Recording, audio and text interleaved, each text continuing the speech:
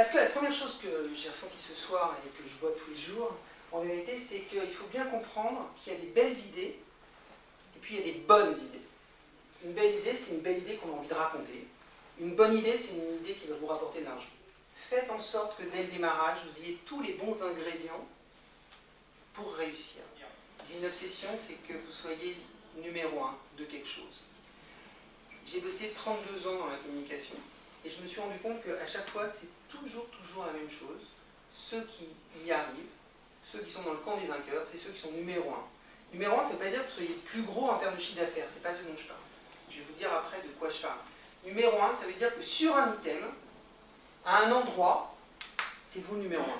Et c'est comme ça que les gens vont vous retenir et vont vous choisir. Donc, voilà 4 hypothèses. Ces 4 hypothèses nous donnent 2 types de leadership.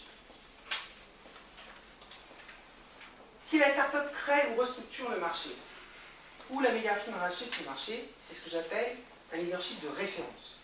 Et le leadership de référence, très généralement, il est sur toute la ligne de front. D'accord ? Par contre, si vous prenez un territoire, c'est ce que j'appelle le leadership de préférence. Donc je viens de la pub, j'aime les mots, vous avez compris.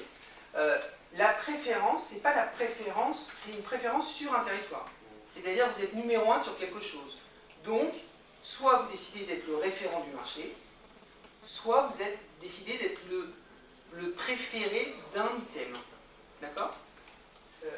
Ça s'appelle Leadership Inside. C'est donc le nom du livre.